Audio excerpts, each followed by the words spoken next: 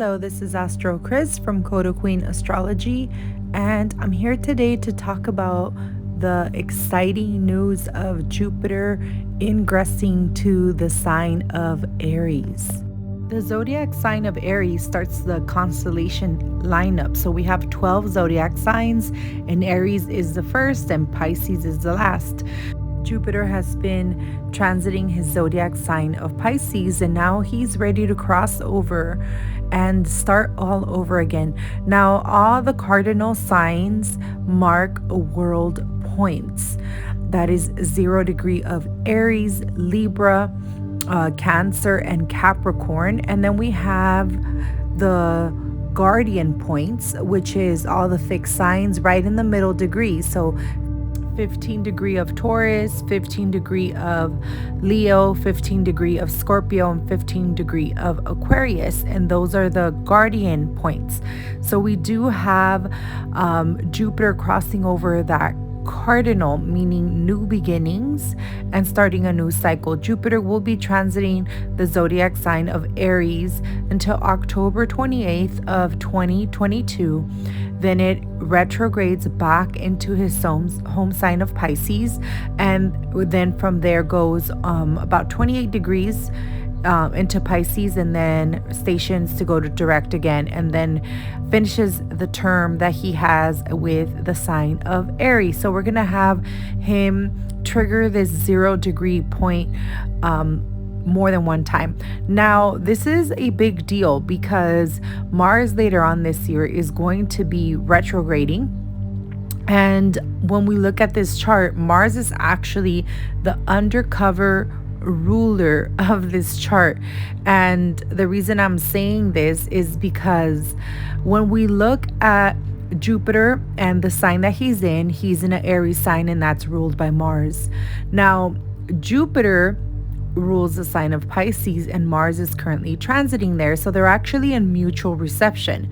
But the ruler of this chart is Venus, because the sun is in Taurus, and based on the Los Angeles casting of this chart, because that's where I'm based, you'll have to adjust for your time, the ascendant is Libra. So Venus is both ruling the ascendant and the sun, in this case also the north node, and Mars rules the south node. So because Mars is also ruling the energy of Venus, because Venus is transiting Aries, he's actually in control. Now we also have Saturn that is in a sign that it rules, so he's not necessarily being influenced by Mars's rulership or either Jupiter's rulership. However, Mars has control over Venus, which is the highlighted energy in this chart.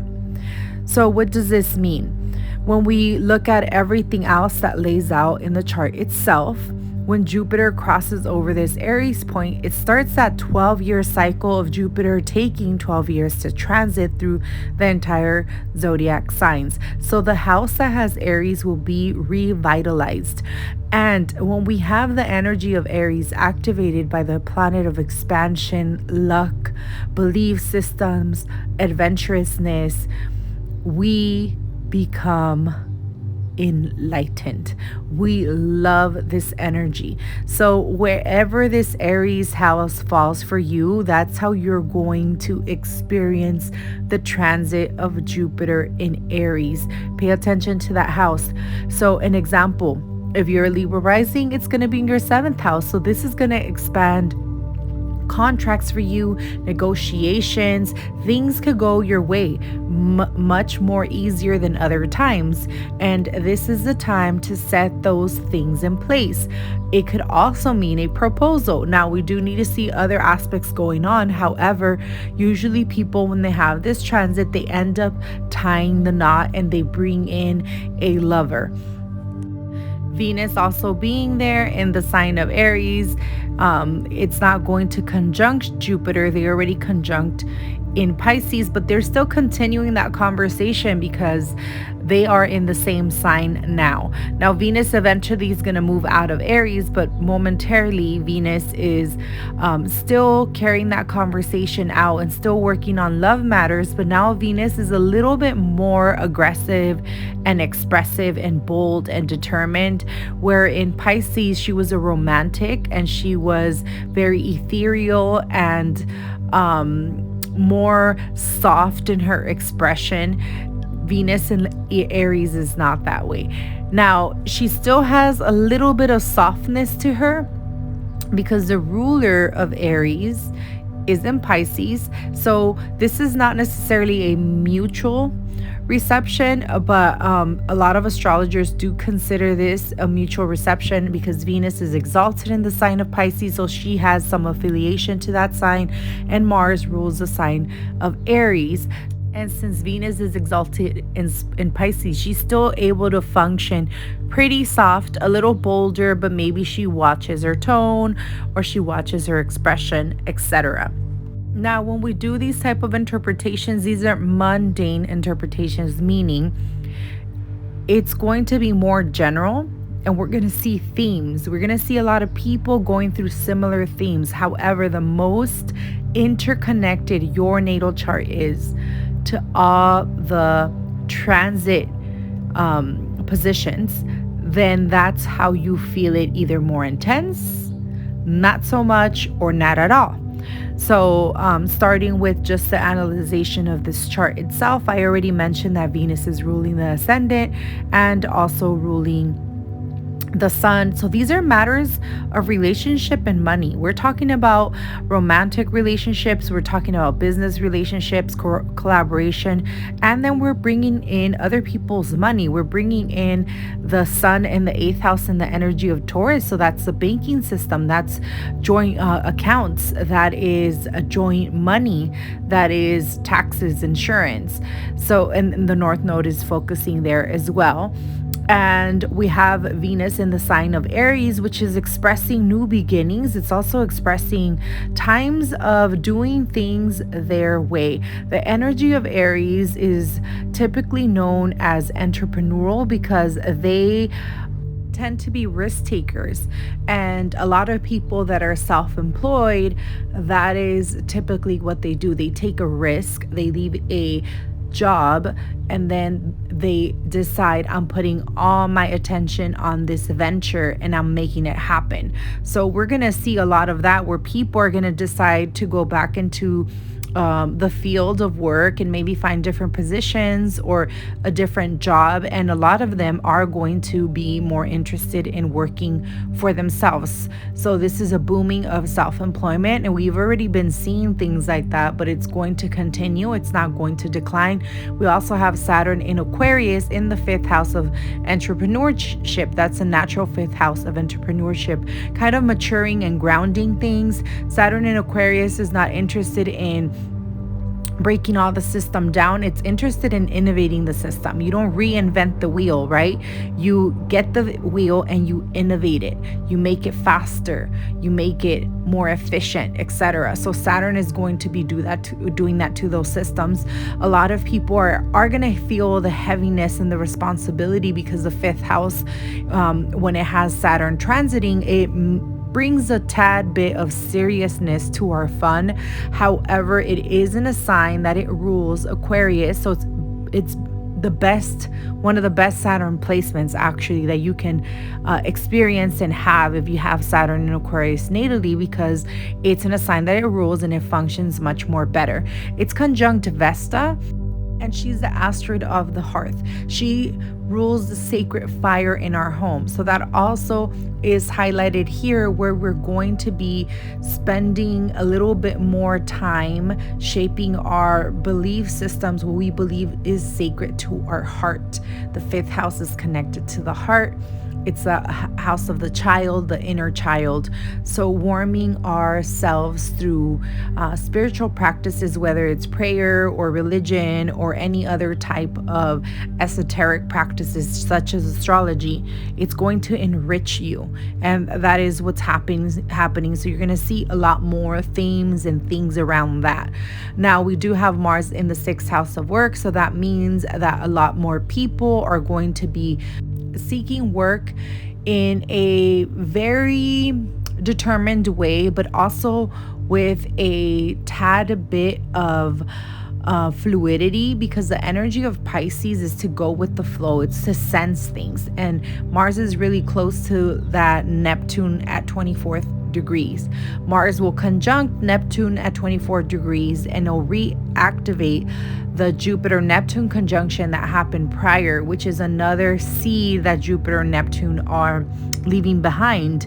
But since Mars is mainly ruling Venus, and Venus is ruling the other placements, plus Mars is ruling the South Node, it looks like the work that we are trying to attain right now is something that is going to be tied in with our spiritual belief systems, something that brings more meaning, something that expresses unconditionality, because that is the energy of Pisces.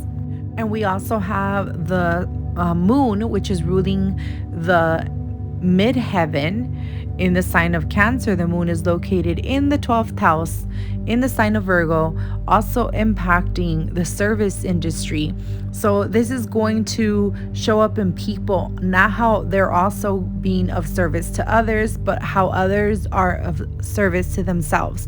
It's forming a positive trine to Uranus and a separating trine to the sun, an applying trine to the North Node. So it's pretty positive in the expression. It's just in a dark house. So that means we're doing a lot of research and fact finding and sensing things with our eyes closed so we can get the answers. It is in the sign of Virgo. So again, bringing in daily routines and our health and what we do to be more efficient for ourselves and for others. And having that connection to the midheaven as the highest house of achievements and legacy, that just shows that we're also going to have deep care with what we do during this time. So it's incorporating all this cardinal energy throughout all the axes, and all the cardinal points are ruling major houses. Like Libra rules the 1st in this chart, Capricorn rules the 4th, Aries rules the 7th, and Cancer is ruling the 10th. So we're having new beginnings, and we're going to be creating lots of action in regard to these areas of life on a mundane level. Now, the moon is in Virgo, and the ruler of Virgo is currently in retrograde. So a lot of the decisions that we do make right now, they're not necessarily going to be long term because of the retrograde energy, but Mercury is in a sign that it rules, so it is going to bring some benefit of some sort. It could be temporary work or temporary outcomes that then you revisit later to modify, as you may not have seen the entire picture. Saturn is the strongest planet, however, because he's the only planet that's in his rulership and not currently retrograde. We have Mercury in a sign that it rules, but it's retro, so that weakens the position. So his square to the sun is going to be strongly felt by a lot of responsibility, especially tied in with joint money of some sort. And that could be joint money through partnerships, credit card debts, tax, business loans, mortgages, any type of loan in general. So we're going to see a lot of movements in those areas. But overall, Mars is trining the South Node and sextiling the North Node. So the things that we do right now are going to seed new directions for us. You might not see it this way because there is going to be a lot of work, efficient work that is continuing to be done on your part, but it is seeding something new, bringing new opportunities for you, and you're going to be able to take action because Mars is going to push you no matter what. Well, thank you so much for tuning in. Don't forget to catch me on IG Live on Thursday, where I'm going to go through all the zodiac signs and give you the forecast there. For Astro Talk, Ask the Astrologer.